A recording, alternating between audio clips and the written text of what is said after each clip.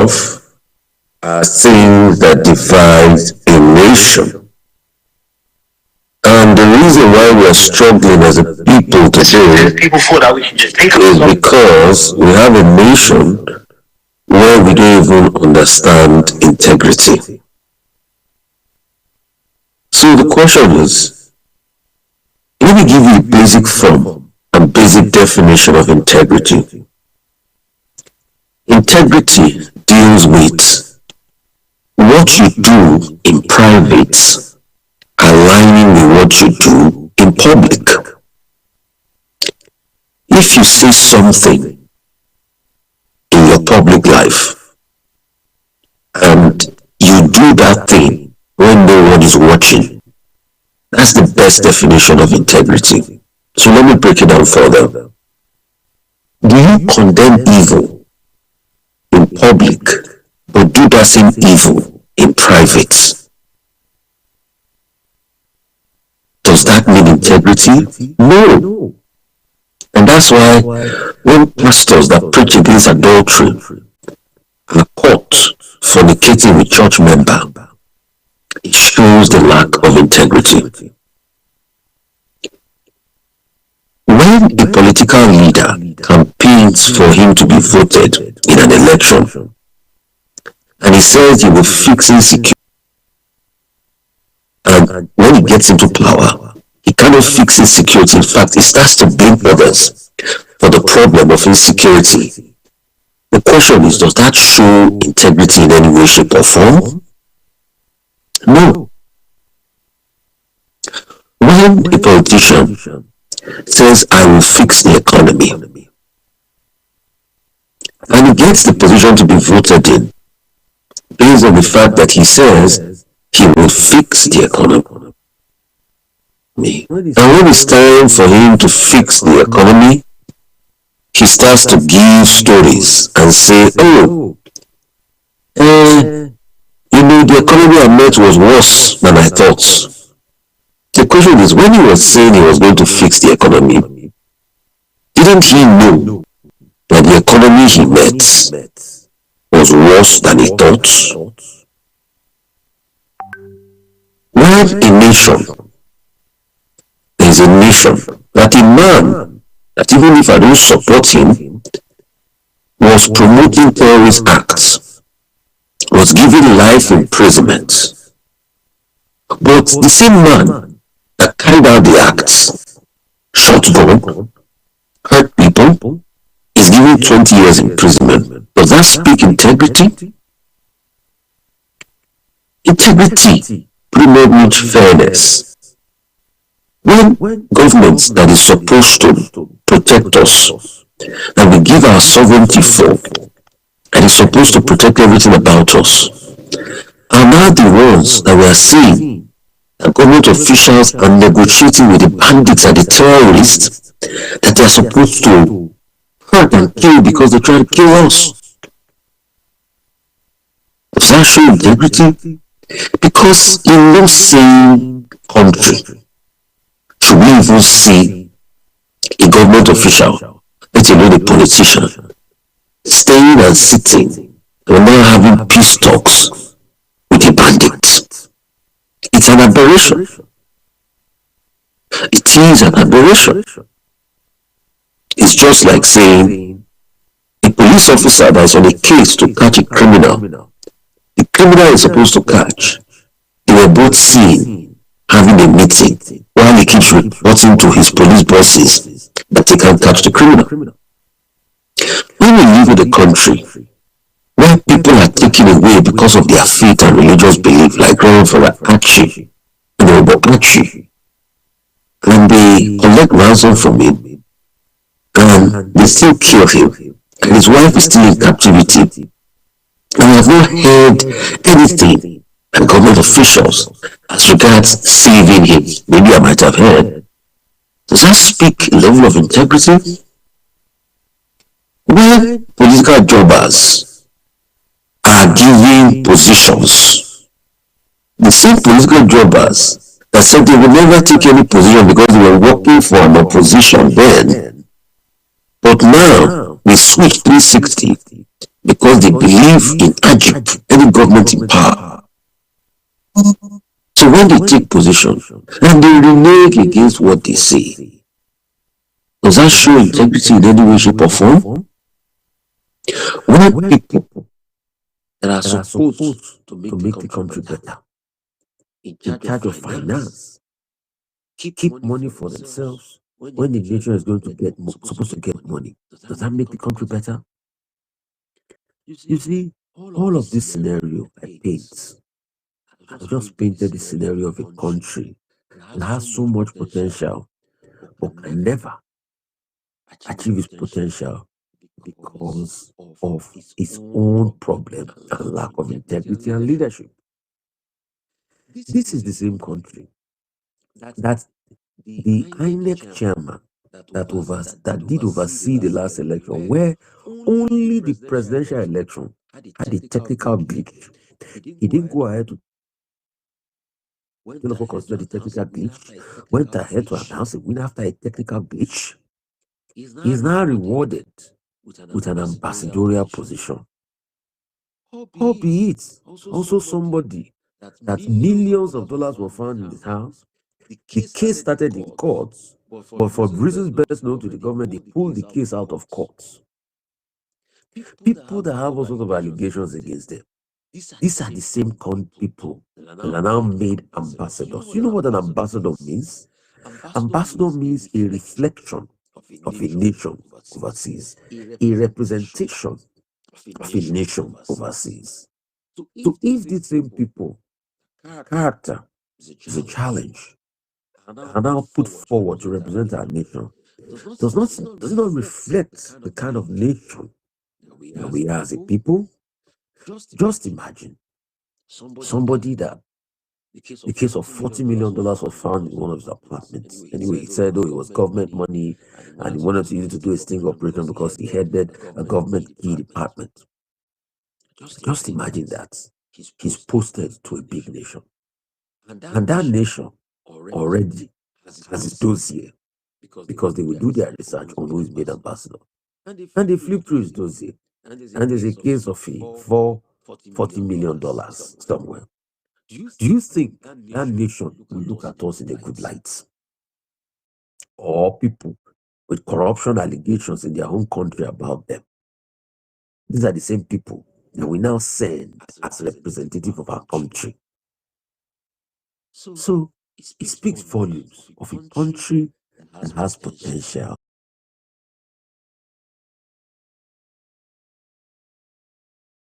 but lack integrity. You will start to see a degradation in the prospects of the country. The country will start to be a country where there's a lot of charges. You cannot trust what it is that is going on. So the truth is, what is now the solution to a country like this?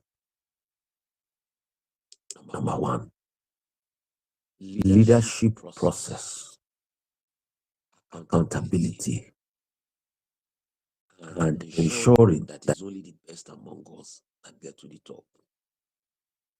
But the question is, why is it that that does not happen in Nigeria? Because systematically over the years, they have ensured that it is only people that are poor. And when you have people that are poor generally as a population, then they will collect anything to be able to vote for a politician. Because you see, it is easier to sway a poor person. And the voice of a poor person will not necessarily count that much. And that's the kind of country we have built. That the voice of the poor does not count. So that's why it's easier for them to give the poor money during the election. Secondly, in an environment where there's poverty, the politicians will easily bribe their way through political power. And they do not want to leave because the political power they have, they can easily manipulate the agents of state in their favor. And how do they do it? They take state resources. How do they take state resources? They set up companies where state resources will be put in.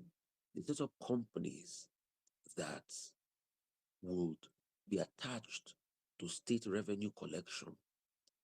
And from state revenue collection, the monies will be able to come to them. So once they do that, they have it. And it's just like autopilot. A certain amount of state revenue comes to them and they build innumerable wealth. And what do they do to keep this lever going on? They use that same state resource that comes to them. All right? They use it to ensure political power. So when they use it to ensure political power, that becomes the order of the day. And that's why they will constantly keep themselves in power. And when they do it to a certain point, their children, who are the Nepo babies, will also take over. Because for them, is how they can continue this mindset. But how do we break it? Number one, let's have voices that speak truth to power. Number two, citizens must not say because these people have captured the system, they must also participate in the system. Yes, these people have talks. They used it in the last election, but that must not stop you. You must still go out there, register, get your capacity, vote. Because you said, oh, I feel discouraged. There's nothing I'm going to do about it. They can just as well have it. It even makes it easier for them. The last election shows that if people come out, you can still make a dent. Thirdly, we need to be able to confront the hegemony. If you look at it, there have been some certain people that have always held the years in the hegemony of the country. And for them, it's about their social contract with the money and the wealth of the states. It's not about bettering the lives of the people. Because, like I tell them, if they're truly concerned about making an impact in people, for me, what I believe in is I'll run a charity. And I'll run a charity. See, I can tell you this Nigeria that have made more impact than most governors in this country and their charity organizations. Example is Society for Family Health, that was co-founded by the likes of Professor Ransom Kuti, former Minister of Health in 1985, and Nziako, I think pharmacist Nziako, and another justice. The work Society of Family Health has done is more than the work any politician in this country can ever say they've done to be able to mitigate the influence. You see, one of the reasons why you don't have the massive, excessive death rate and proliferation from AIDS and other ailments like malaria and the likes in Nigeria is because of the work of Society for Family Health. Society for Family Health funding goes up to hundreds of millions of dollars. In fact, they were one of the first people to get USAID funds. So if you truly want to make public impact, go set up a foundation, get funding to do some good work, like I do with the health outreach center in the village, like I do with IDP camps, like I partner with other foundations. Go set up. But they will never do that. In fact, they will do that as a measure of tokenism because the real fruit of the pie for them is to be able to have access to state resources and diverse state resources and use state influence to their benefits. That's why people must demand accountability. And that's why I'm using the media. We're going live on VOP. We set up VOP not because I want to collect 1 naira from it. In fact, I don't get paid anything as a co-founder for doing this show. I don't get paid. And I'm not interested. But as long as people get insights, and that's why we put it on social media for you.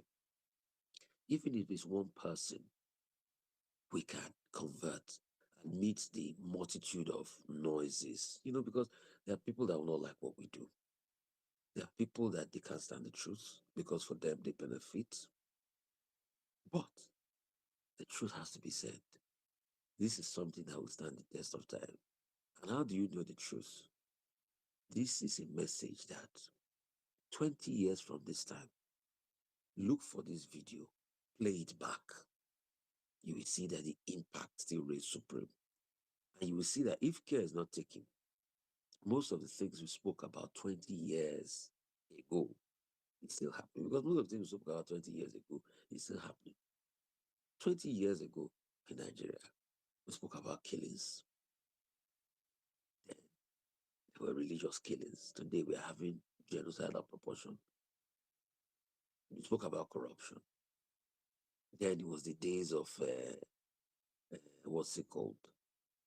The corruption in the National Assembly and other government paraphernalia. 20 years ago, we spoke about the high allowances National Assembly members get. In fact, we remember the furniture allowance scandal for Olubunmi Ete, the speaker then. National Assembly members are still getting high allowances. And that's why when President Tinubu's wife did say they should come for dinner, I say, please, ma, would you also invite those that have been kidnapped for dinner?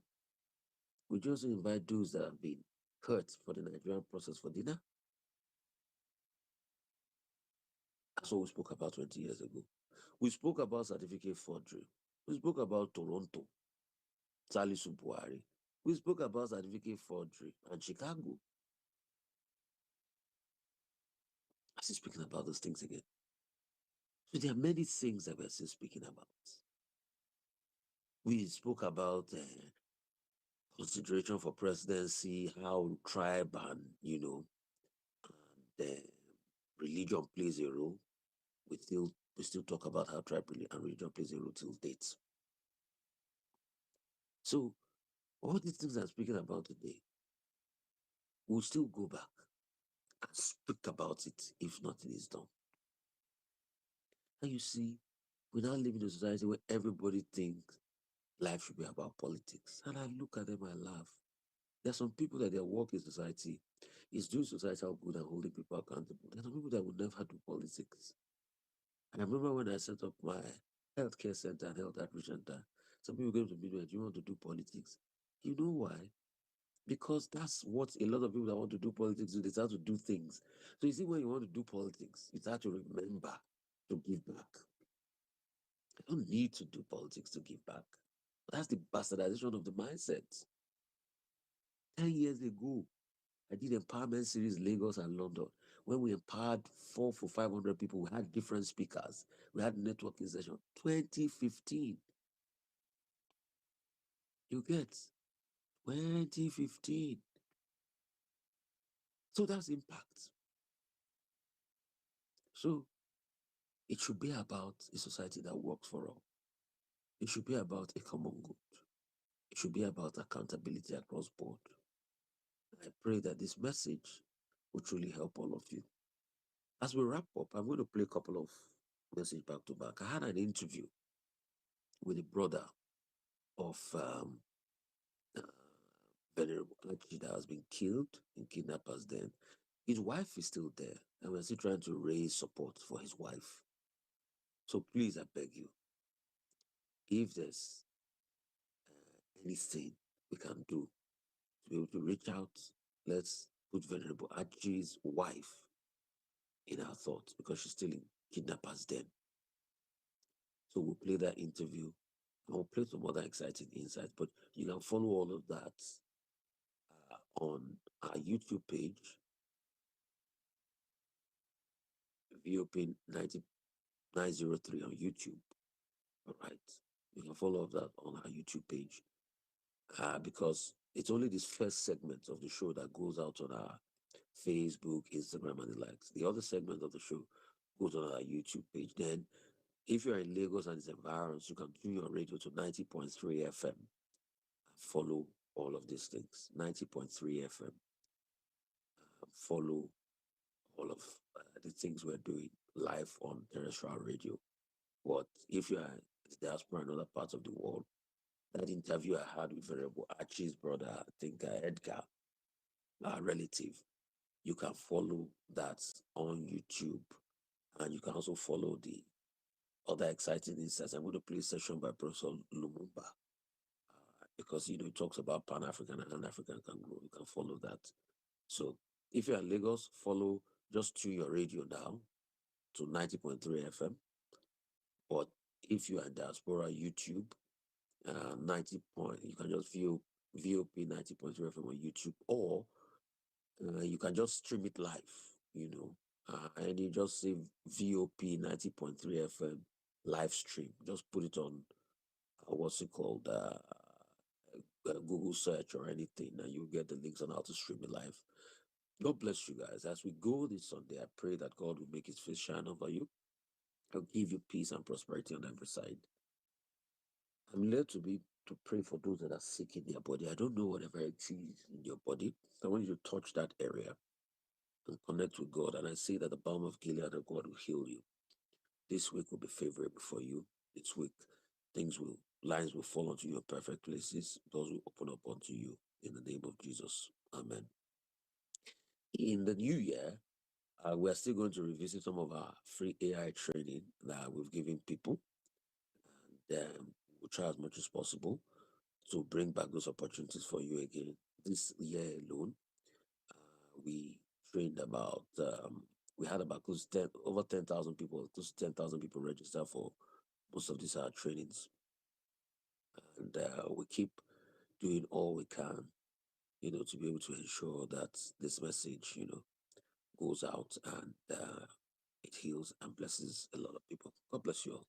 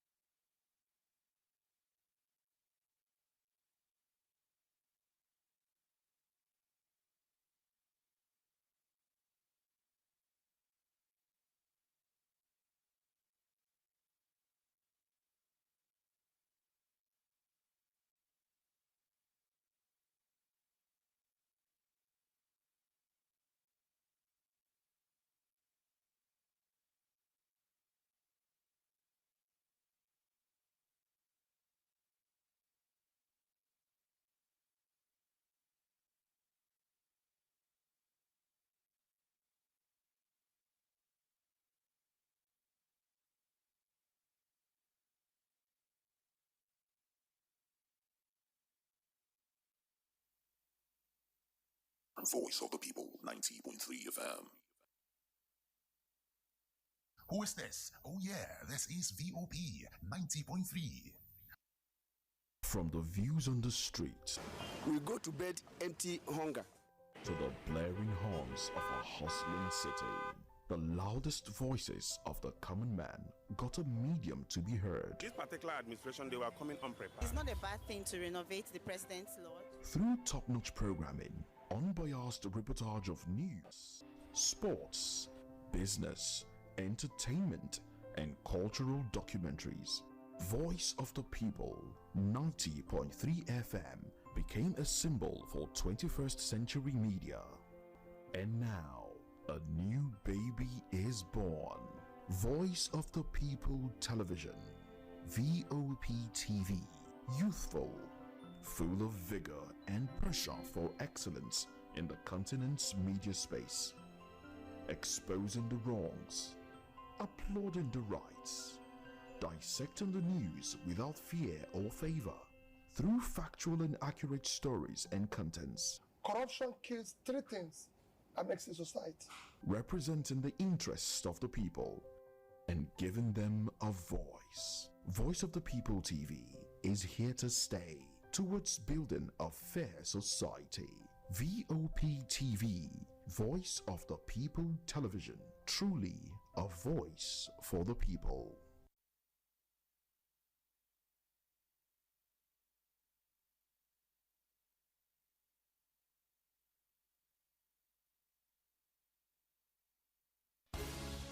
Broadcasting live from the Coco News Center, giving you the latest updates around the globe.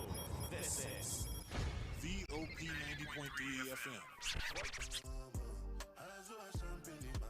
My guy, you better upgrade yourself and live in the city like a big boy. Even if you don't want to stay outside, YouTube is always there for you, you know. I know, but no be every time person go dey open eye for YouTube, Instagram, Facebook because of update. My guy, don't worry yourself. Tune to Voice of the People's Radio, VOP 90.3 FM. Listen to a radio station that keeps you up to date with the current news and talk shows, as well as business programs. How to find good business ideas in Nigeria. Listen and learn. 6 powerful strategies for discovering opportunities.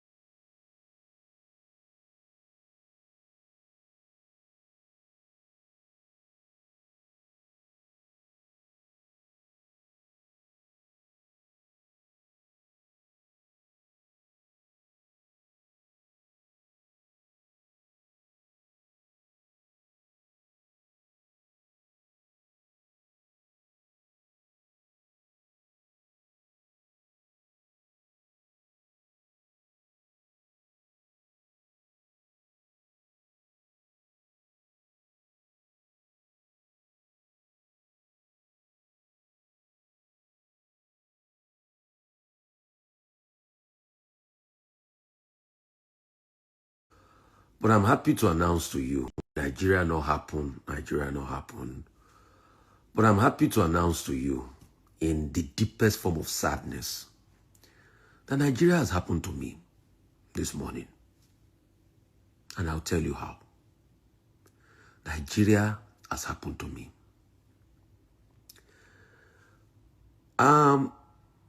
Many weeks ago, a very close, dear elder sister of mine, a former retired court justice in this country, sent me a message about Venerable Archie that had been kidnapped in the north. And she said I should raise awareness, which I did because, see, my number is out there. I get a lot of calls because I help too many people that I will never meet in my lifetime. Once they send me a message, if it's something within my powers I can do, I do it and I keep it moving. And I started this call for the release of Venerable Archie, which I mentioned. If you go and check through my tapes on television, I mentioned the story of Venerable Archie. But little did I know that Venerable Archie was closer to me more than even the person that sent me a message about Venerable Archie. My friend and my colleague that I work with in Inspiration FM, Azubike Osumili, that leads the station. Little did I know that Venerable Archie is Azubike Osumili's uncle.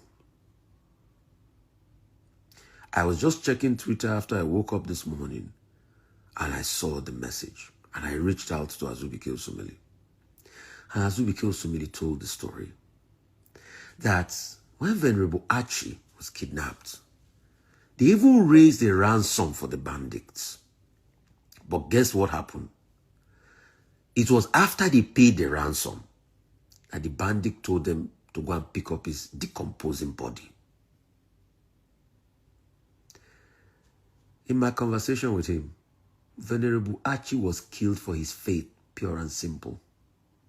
He was a clergyman, he was a man of the cloth. So when the propagandists start, because they want to look good that there's no Christian genocide, you see me, I will tell them the truth. Because you see, any position of influence that I am in life is to be able to help others. That's why, as much as I can, if I open up my emails, I have thousands of emails. If I look for a job, if I anything I can do, I help people. But if we can't speak about the genocide going on, then it is a sad one. Today, the Osumele clan is in mourning. His village is in mourning. Can I surprise you? Venerable Archie's mother is still alive. She's famously called Egoyibo. Beautiful woman. She's in her 90s. Nobody till now has been able to tell Venerable Archie's mother that her son is in his 60s, was kidnapped and died. And they killed him. This was after ransom was paid. So, as many people that support the government narrative, no genocide and all of that, what will bring back Venerable Archie's life? Venerable Archie's only offense that is a man of the cloth. Government claims they are doing a lot. When are they even going to bring his wife and his family that are still there? Because they are still kidnapped. Today we talk about Leah Sharibu. The same person pushing the propaganda that there is no Christian genocide is the same person that propagated the story of Leah Sharibu. And you see how Nigeria crumbles and affects all of us.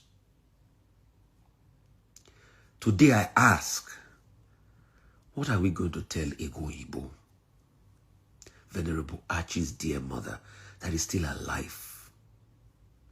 The community is distraught, and we call for calm in that community. The ransom was paid, but Venerable Archie has been killed. That's another clergyman killed. And like I did say, I would ensure that this story go viral. It will be on record that I fought while he was alive, and I still spoke up for Venerable Archie while he was dead. Because you see, influence is God's way of telling you impact lives, and that's how I see it.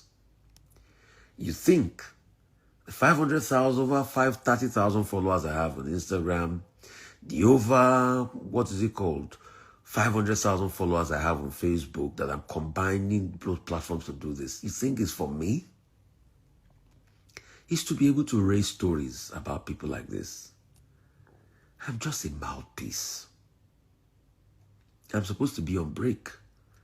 But I cannot hear about the demise of people like Venerable Archie and the fact that Nigeria happens to me because it hits close to me.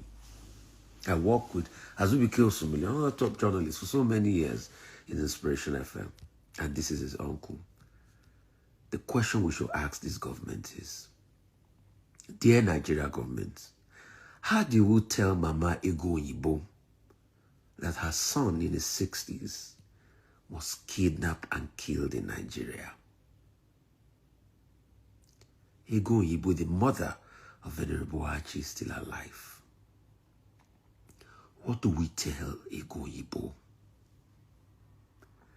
What do we tell Egoyibo? Government of President Tinubu, please answer this question. What do we tell Egoyibo?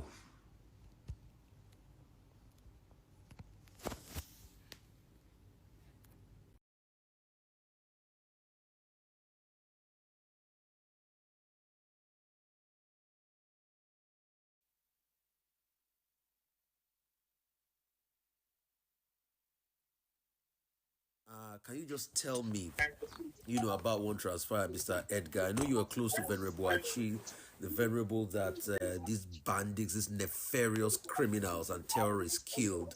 And his wife is still in captivity. So we want to also use it to raise concern for his wife, and family that's still in captivity. Please, can you tell me what happened, sir? So I was not in the country when this thing happened. Somewhere along the line, I came into the country and I saw a post on the his Facebook page.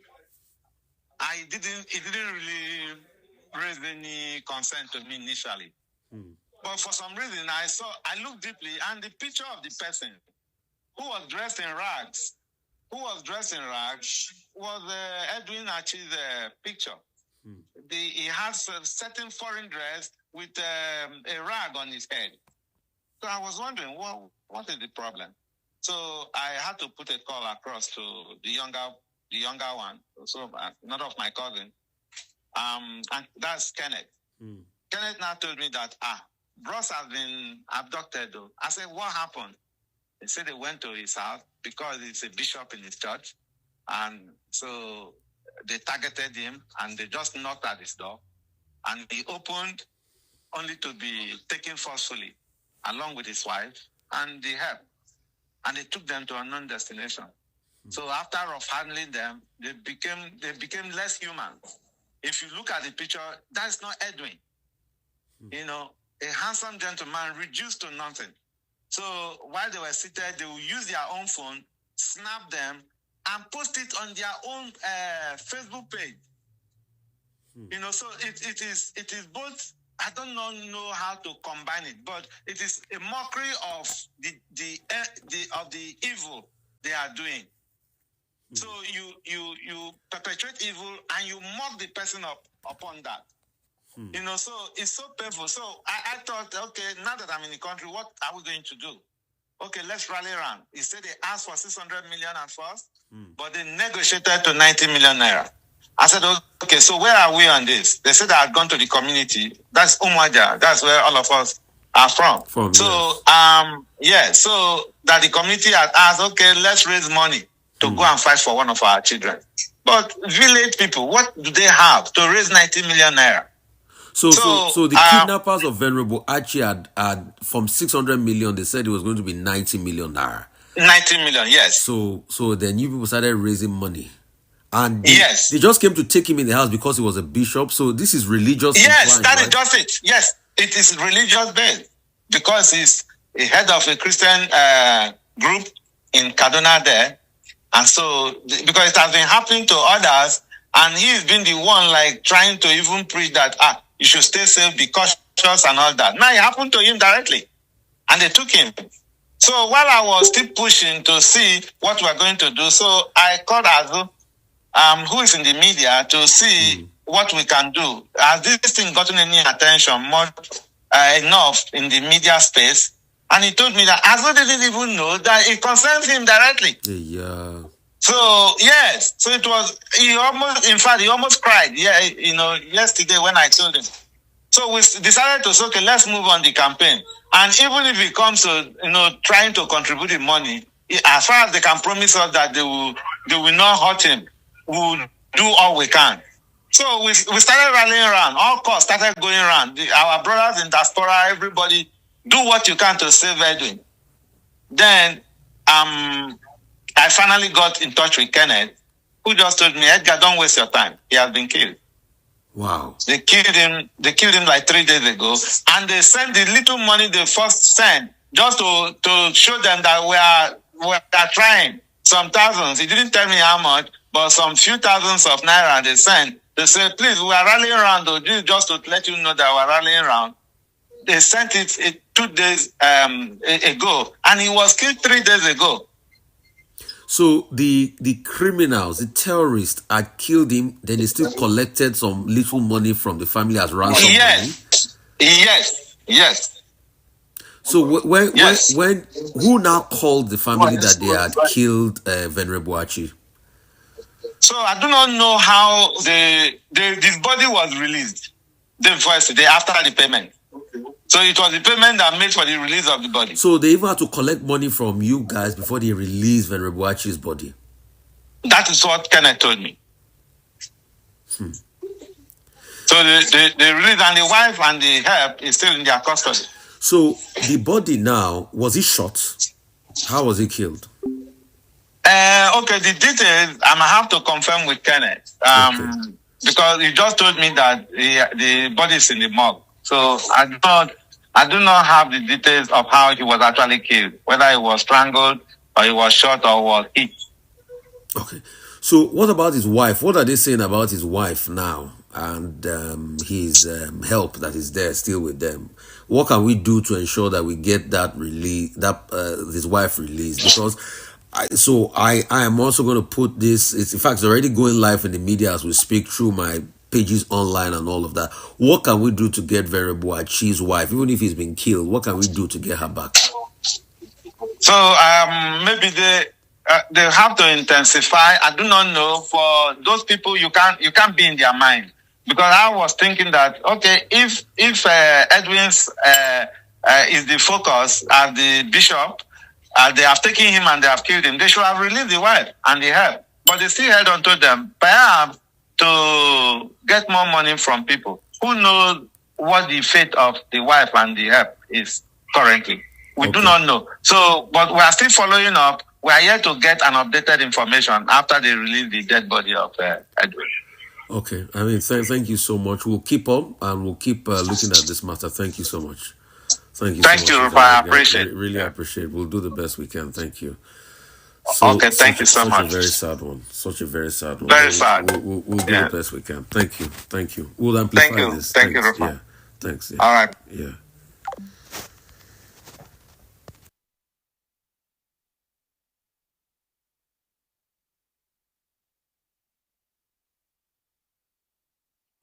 By the way, what's this beef between Kenya and Tanzania? It's historical. The beef between Kenya and Tanzania is historical. Remember, and I'm a student of East African community, I've written about it. If you remember when Kenya was, when the first community collapsed, our foreign policy was always ambivalent, even during the struggle against apartheid. While Tanzania had clarity and was in the frontline states, ours was ambivalent. Kenya and Malawi were not quite clear. Even when Jomo Kenyatta mediated the problem in Angola, there was no clarity. That is number one. Number two, we took a totally different path in the 1960s in terms of our politics. In session of paper number 10 of 1965, we say that is African socialism, but we were much more inclined to what was then characterized as capitalism. Tanzania, on the other hand, was much more inclined to a system which was unique to them, ujamaa, which was, of course, nationalization of assets and therefore socialistic. And then we appeared as if, on average, we are arrogant and contemptuous of others. And Tanzanians tend to be a lot more polite, even when they are arresting you, as they say in Tanzania, the police officers request that naomba nikutie nguvuni. So our perceived arrogance, and there is something when the East African community was collapsing, what was called the Nairobi mentality. The Nairobi mentality is the misguided belief by Kenyan officialdom that we are better than everybody in East Africa. And that rubs the Tanzanians the wrong way. And unfortunately, over the years, we have not succeeded in changing that image. And it's not all Kenyans who are in that space. It's only a few. But remember, stereotyping is something that takes root and is very difficult to eliminate. And that is the reason why even now we are seen to be anti-Tanzania. And it doesn't help when the Tanzanians have a problem and we are seen to be in a celebratory mood in certain quarters. It doesn't help. And also, see, I mean, when you look at the election that was, I mean, Kenya really pushed for Tanzanians overall in terms of their liberation, quote unquote, and just for the human rights, I think. Yes. So, and the other thing that we don't talk about, there are a lot of non-governmental organizations which are very active, Western funded here, which are very active in Kenya and therefore a lot more vocal. But the Tanzanians have a different history. And part of the reason why Tanzanians also fear interacting with us too intimately is the ethnicity in our politics. I know a Tanzanian friend of mine who said, hatutaki wa Kenya watuambukize na siasa za ukabila. That's And that is true, though. legitimate. That's very That true, is a yeah. legitimate concern, that the more we interact with them, the more we are going to export what they consider to have political bad manners, where we organize ourselves around Koyo, Luo, Kamba, Luhia, and Kalenjin. In Tanzania, nobody talks about that. People, there are more ethnicities, but they talk about Vyama, they talk about CCM, they talk about Chadema, they talk about ACT Wazalendo, they talk about CAF. And to that, we must praise Tanzania and praise Mwalimu Julius Kambarage Nyerere. Yeah. When you look at the whole idea of bringing the East African together, of course, there's a treaty that was signed so that these nations, are able to work together. But when we look at it, what are the achievements that EAC has had that we can proudly say Jumuiya has been worth having? Because now we just have an organization that really we can't tell what it's doing. I would be a little more charitable to the East African community and look at it at two levels. What I call East African Community 1, which collapsed in 1977, perhaps was much more practical in the manner in which it affected people's lives. We had the East African Railways, East African Post and Telecommunication, East African Airways, and people could work. A Kenyan could work in Kasese. A students from Kenya studied law in Dar es Salaam, others in Makerere. There was easy movement of people. We had one common currency. Those were the golden years of East African community. Then we allowed it to collapse. When the East African community was resuscitated or revived in 1990s, we thought we had learned the lessons of the collapse of the first community. But unfortunately, I don't think we have, because the suspicions still remain alive. So it is true to say that there are areas where we are collaborating. If you look at the ease, the free movement of peoples, that is something to be commended. I think between Kenya and Uganda, we use identity cards to move. We see buses plying Tanzania and the Kenyan routes, Rwanda up to Burundi. We see people trading across the region. So there are things that you can talk about that affect people's lives. In the borders are porous. You go to the border in Arusha, the Taita Taveta area is porous. You go to Isebania, the same thing. Go to Kenya-Uganda border, you go to Rwanda, it's porous. Between Rwanda and Burundi is a different kettle of fish. So people to people, there is a sense in which we are doing very well. Where we are not doing well is at the official level, where we talk about tariff and non-tariff barriers, we talk about common market, we talk about harmonization of education. These are the areas where you don't see the dividends. And then we went on this expansion mode, where we brought in countries which were not traditionally within the East Africa, the original East Africa. In Europe, which has a better method, before a country becomes a member, you become a candidate under the Copenhagen rules. So that we bring your economy up to scratch, so that Burundi would have been a candidate first. Rwanda is a good candidate because it has this act together. Somalia would have been a candidate. The Democratic Republic of Congo would have been a candidate. South Sudan would have been a candidate. But that is water under the bridge. The net effect of this is that we are not harmonized. That is why you see the Congo is a member but behaves the way it is behaving. And then the other thing is multiple membership in regional organization. Tanzania is a member of SADC for historical reason. Congo is a member of SADC for historical reason. And for that reason, you have countries which are sometimes sleeping on the same bed, but they have different dreams.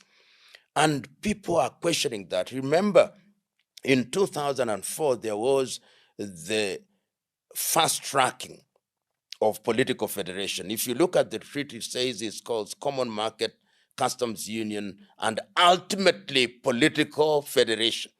But in 2004, the heads of states and government said, let us expedite political federation. And if we had expedited, the first president of East African Federation should have been sworn in on the first day of January, the year 2010. All the landmarks have not been fulfilled. We ought to have had a common currency. We ought to have had a common working customs union. We ought to have harmonized our education. All these have not happened. And as I talk now, I see the centrifugal forces are becoming stronger and stronger by the day. So there are things, there are dividends that you can say these are the dividends that we have earned out of the East African community, and that we are sharing a number of things. But we are saying on a scale of 1 to 10, we are performing at 4. We ought to be performing at 8. And that is our concern. And when you hear that countries have not made their contribution to the East African community and that workers are not being paid, then you get worried. Kenya makes a contribution. I think they have made 100% contribution as I speak. Leading, yes. I think Tanzania has made part of our contribution. Rwanda has made part of our contribution. Uganda has made part of our contribution. Somalia also did make a contribution. Democratic Republic of Congo, zilch. Nothing. Burundi, zilch. But are we expecting too much from countries like Congo, yet we are being accused of being the perpetrators of the war? Like we are playing a part of the war that is happening, and then we expect them to pay. I mean, what relations are those? That is the confusion, Sarah. This is the confusion. That if we are part of the same family in certain cases, and we are also undermining members of the same family. You've seen, for example, that the Kinshasa government had a problem with us. They had a problem with us when Kenya had a candidate for the African Union. We misbehaved. And they went away. Right now, we have accommodated leaders who are seen to be anti-Kinshasa administration. So there is a sense in which there is no coherent terms of engagement. On paper and at treaty level, you may say, but the treaty is clear. But the treaty is a broad document. What are the necessary, ordinary, practical terms of engagement? What are the taboos that we just don't engage in? And what are the ethical issues that we must engage in as part of the community? You know, the European Union borrowed from many things from the regional East African community. And you can see whenever there is a problem within the EU, like them or hate them, they call each other to order. But we don't. And I agree with you that, look at, for example, when we had a force in the Democratic Republic of Congo, they told us, go away. Yeah. They went to SADC. So that is the problem. You call a physical meeting, people are not willing to attend. You call a virtual meeting, they are not willing to attend. So we must rethink and revisit the fundamentals. And people have been questioning in terms of the people in leadership and questioning that we need to have conversations. Yeah. But then the people we expect to have conversations with are actually the warlords. You know, we have this, there's something that I call gramophone diplomacy, where the things you ought to say silently are the things that you are speaking at public rallies and in press conferences. You poison the environment. That is gramophone diplomacy, sometimes described when it escalates into gunboat diplomacy. Proper diplomacy, diplomats will guide us, requires that things are done subterraneanly, under the water. You only see the submarine when it is emerging, but the things that he has done are great. So I hold the view that if we were to change tack, and to avoid what I call political grandstanding. There is too much grandstanding in the region. Everybody wants to appear to be the big kahuna, and we must liberate ourselves from that kind of situation if we are to make this region function, particularly at the people-to-people level. Because these political things that you see, they affect people-to-people relationship. Somebody was buying onions in Tanzania is now impeded. Somebody was buying bananas in Uganda is impeded. somebody was riding in the ENA bus from Nairobi to Rwanda is now impeded. Is that necessary? Is that leadership? Is that what we want in the region? Is that what will make Africans to work together when we are talking about Africa Agenda 2063 and Africa Continental Free Trade Area? Beyond the rhetoric? These are critical questions. And unfortunately, we are not engaging in these issues or engaging with them as intimately and as practically as we should. The SADC, after the elections in Tanzania, SADC was seen to be like one of the bodies that actually called out and spoke the truth, while EAC, African Union, they all massaged and went around it and not spoke out. Do you think then the relationship that Tanzania is going to have with SADC moving forward is going to be the same? I've read the reports. I've read the SADC report. I've read the AUC report. I've read the report of the East African Community. And I think if you look at the dishonest reports, they say many things, this was prepared, this was prepared. But you see, if you have a cup of coffee like this, the coffee is good and noble. But when a fly gets into it, you pour the whole thing out. This is what we are saying. That no matter how good it was, a fly has dropped. We cannot just continue to drink it. We have to remove the fly and possibly take the coffee to be boiled again, so that if there was any germs there, it is killed in the heat. And I hold the view that when sobriety returns, it is the SADC report that will be seen to have been more honest than all these other reports, which are simply massaging egos. Let's just wait and see how that goes. Let's hope so. Let's hope so. Yes. Looking across the continent, of course, there have been demonstrations across from the east to south to the west and everywhere. And recently we saw the president of Zambia stoned in, I think, one of the campaigns moving. He was moving around. Yes. I mean, our own president in Kenya, someone once threw, was it a shoe or something? Yes. When you see these things, and the young people say it's a dissatisfaction, and they're finding ways to communicate. Do you think this older generation understands the frustration that the youth have? If they don't, they are better.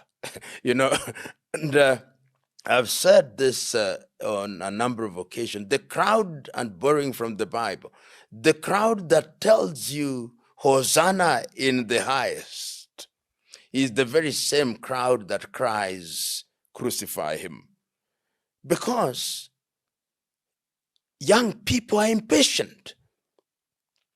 Young people can see people in political leadership becoming overnight millionaires. And they are graduating as engineers, as lawyers, as doctors, as teachers, and they cannot get jobs. Or if they get them, they are not paid. And if they are paid a pittance. They look at their countries and they see a presidential motorcade with 20 cars complete with a toilet. And they say, how can we allow this kind of provocation? Look at Madagascar.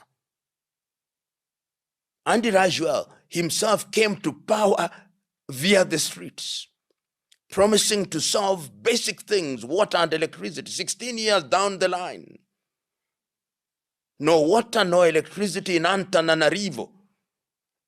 The people are saying, and we have been paying taxes. Kenya, look at your electricity bills. Look at the taxes that you pay.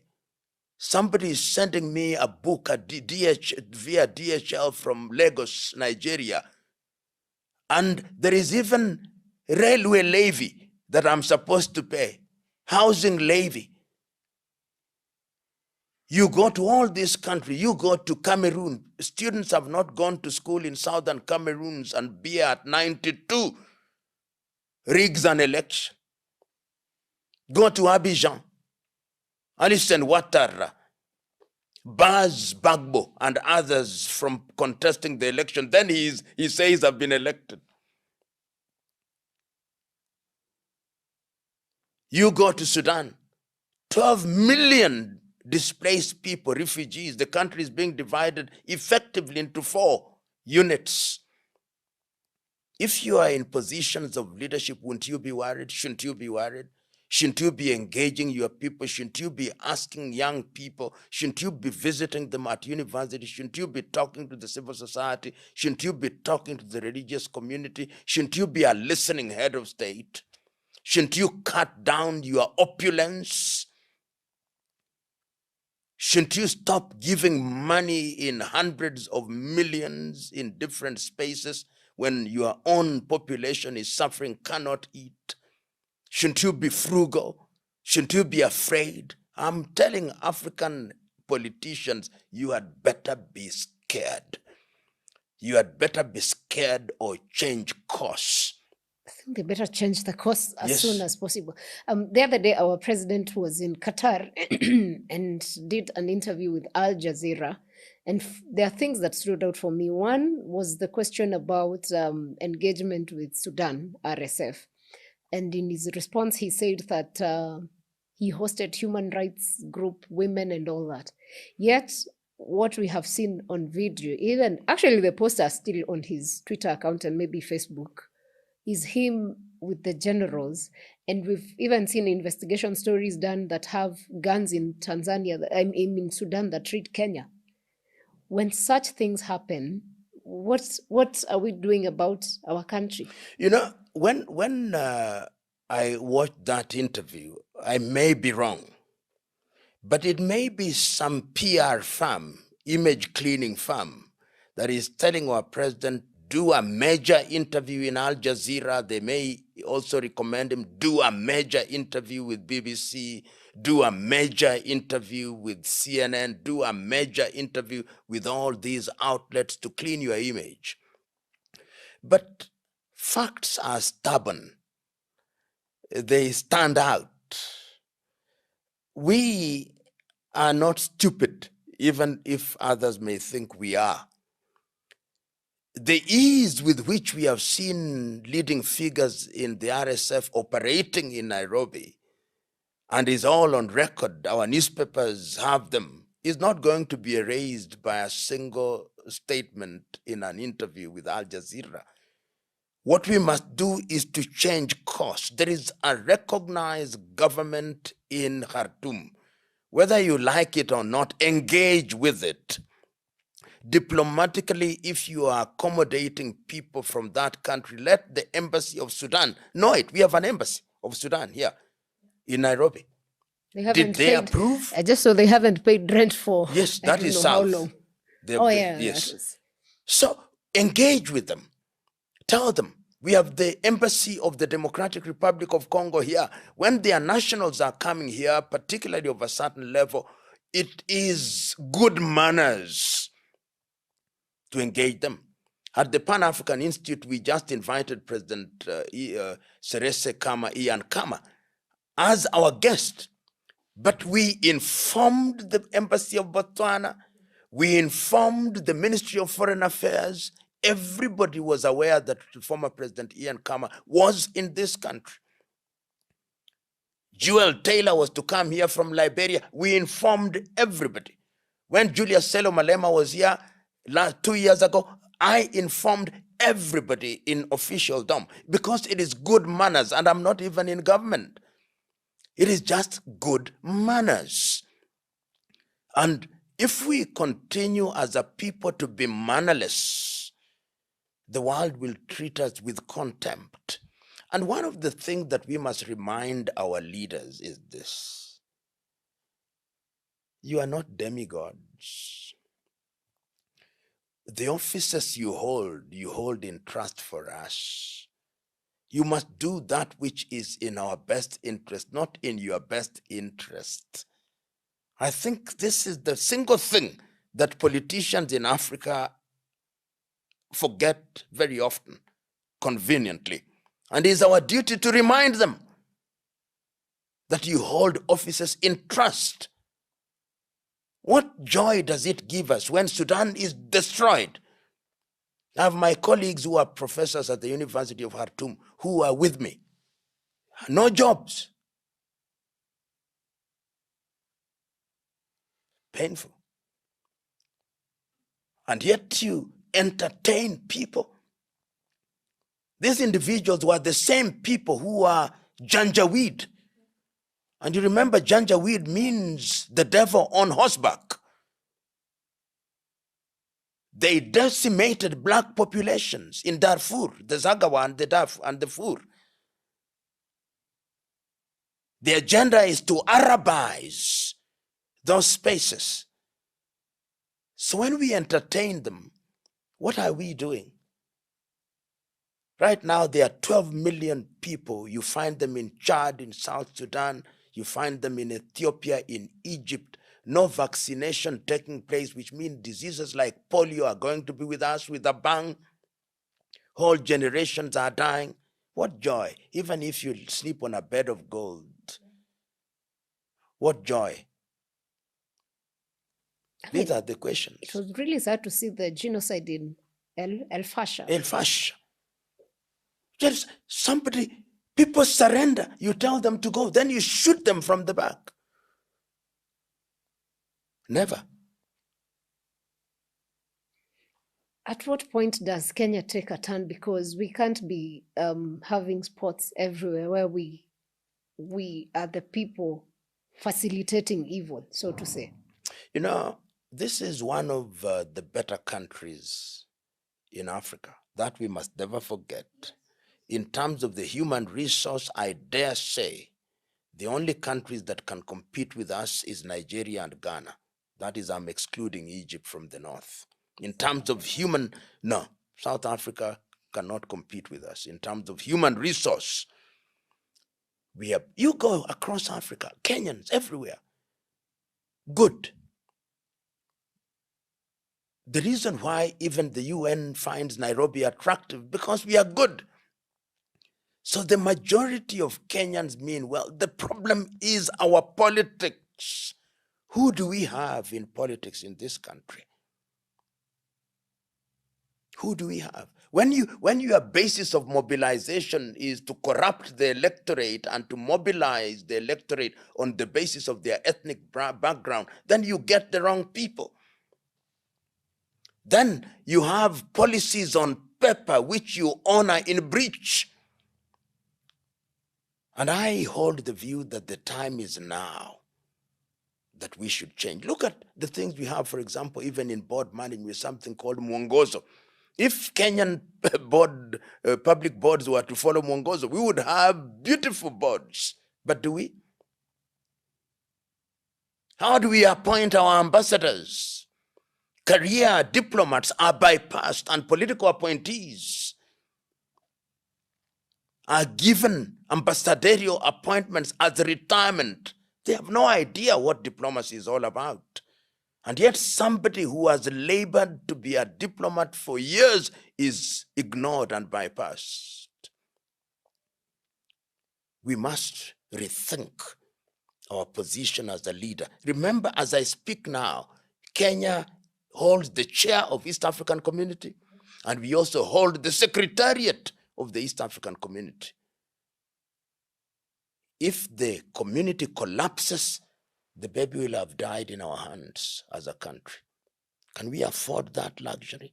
Will history be kind to us?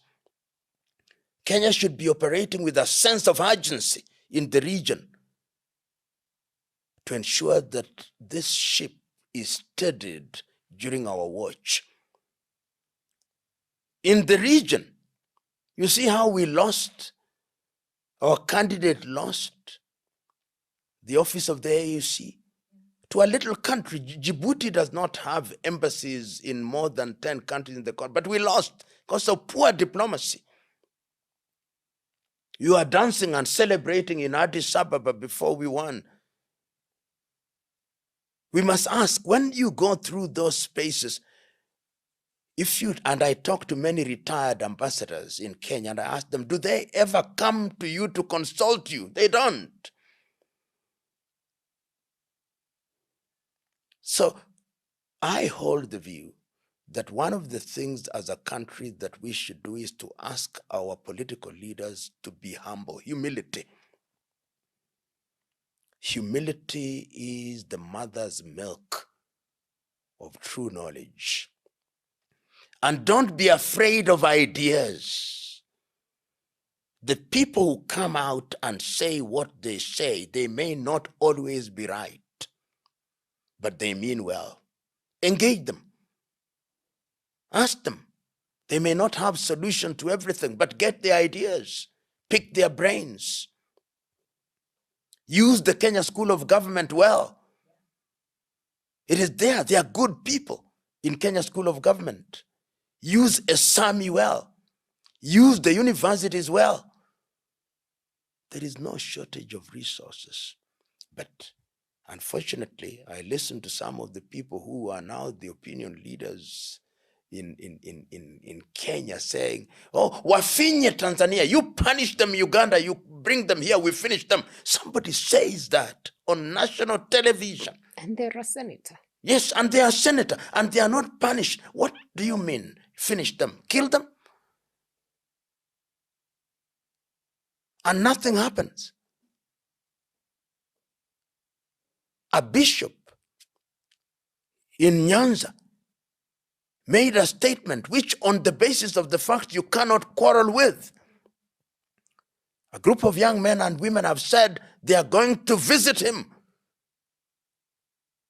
What do they mean? Our institutions must be allowed to work so that the culture of impunity is killed for this generation and generations yet to be born. The universities in this country are on a strike, public universities, for over 2 months. In other countries, that would be a crisis of major proportion for which parliament would convene. Nothing. Kenya must provide leadership through humility, through consistency, through compassion, and through good neighborliness. We have a lot to work on. We have a lot. Our plate is full. Yet we want our tentacles out there instead of dealing with what we have. Okay, the other day, just going down further, the other day, Trump cancelled the G20 visit, or is it participation from the US. We know J.D. Vance was supposed to come, and of course he was actually supposed to come in Kenya after that, either before or during the G20 meeting. But then Trump said South Africa is a no-go zone because genocide of white people is still happening. Yet in May, we had the president of South Africa in the White House.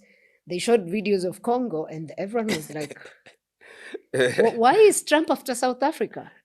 Two things. I think South Africa is bearing the brunt of foreign policy that is difficult to understand from the United States of America, what I call gunboat diplomacy from the United States of America. And I think South Africa is being punished for 3 reasons. Reason number 1, you dared take Israel to the International Court of Justice for Gaza. Sin number 1. Sin number 2, you dared say that you have the muscle to broker peace between Ukraine and Russia. Who are you?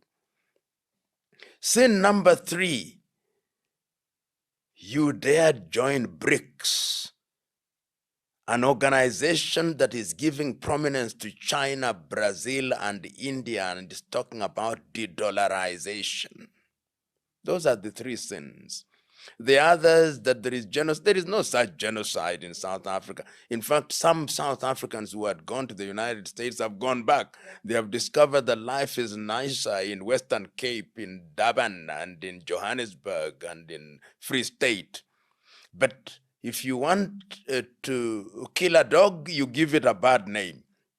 So the idea is to punish South Africa, and is therefore being given a bad name. And of course, Western media can be very effective by propagandization. And that is what is being done, propagandization. How will they get themselves out of this? They must be bold, they must be courageous. And that is why some of us always take the view that the only way in which Africa is going to immunize ourselves from bullying is to speak with one voice as Africa. Because if you are dealing with Africa, then you will not isolate countries and deal with them in the manner that Nigeria is being targeted, the manner that South Africa is being targeted, Zimbabwe is being targeted, the Sahel countries are being targeted. My own view is we must move with jet-like speed, easier said than done. Either if we can't do it initially as African Union, let's do it as regions, SADC, ECOWAS, East African Community, Central Africa, Maghreb, and if we, the Horn, if we do that, then how do you deal with us? But unfortunately, because in Africa, we also love it when our neighbors are being punished. I am quite certain that there are certain leaders in Africa that are happy that South Africa is being dealt with in the manner that is being dealt with. Divide them, keep them weak, and dominate them. That is what is happening to Africa. And that is how you see the United States of America behave that way. The European Union behaved that way towards Africa.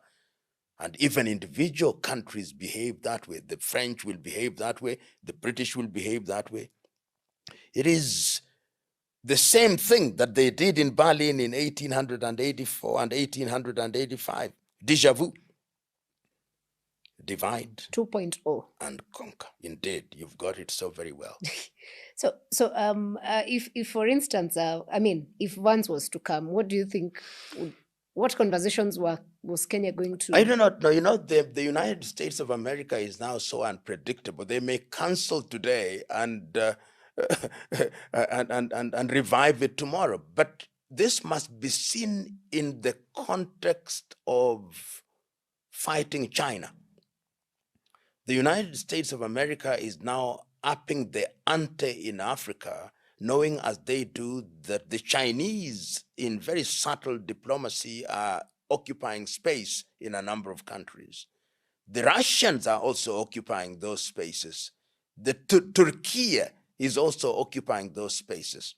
And I think the whole idea was to come and remind Kenyans, you know, we are traditional friends, you know, new UN agencies are moving from the US and they are coming here. You know, we have historical ties. Therefore, continue to be a good boy, good girl, so that we may favor you. We can extend AGOA.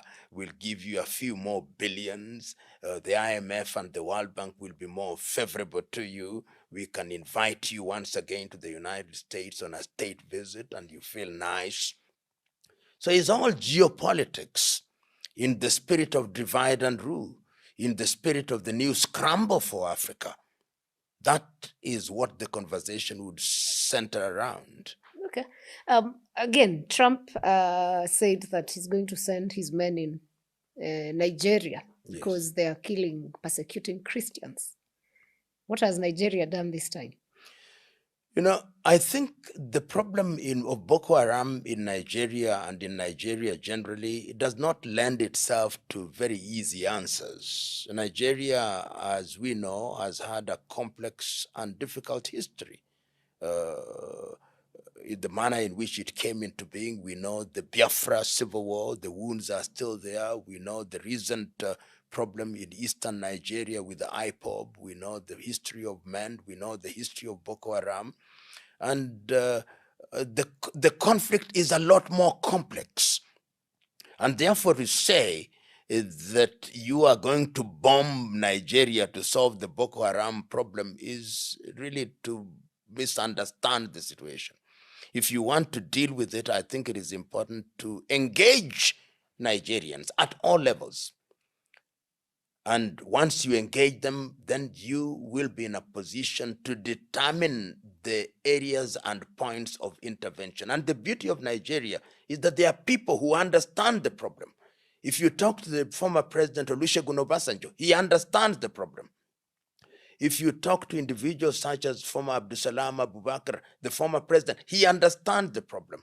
If you talk to Goodluck Jonathan, he understands the problem. If you talk to people in Biafra such as Nnamdi Kanu, they understand the problem.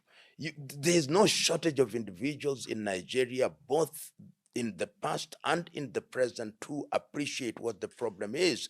And it is important that you engage with them. And to say that you are going to bomb a sovereign country is also unfortunate. And this is why I've been saying a lot more recently that I think the UN has reached the stage where the League of Nations reached in 1940s, that it now needs thorough reform. I mean, people are now ignoring the UN, and its institutions are being led to the slaughter. If we say that nations are sovereign, that you respect nations, how can the head of one nation say that I'm going to bomb another nation without even consulting the leaders of that nation? And the ECOWAS is not angry. African Union is not angry. African heads of states are not hungry. The Secretary General of the United Nations, Antonio Guterres, he is not angry. He has not spoken.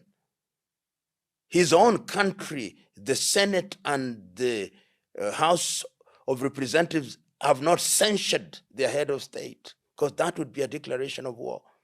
But all these organizations you're mentioning across, when anything happens, the best they do is, we have noted with concern. Yeah. And I call it's them like a chat GPT. In fact, I think they just revived them and date them. They have no teeth. This is why they are to be reformed.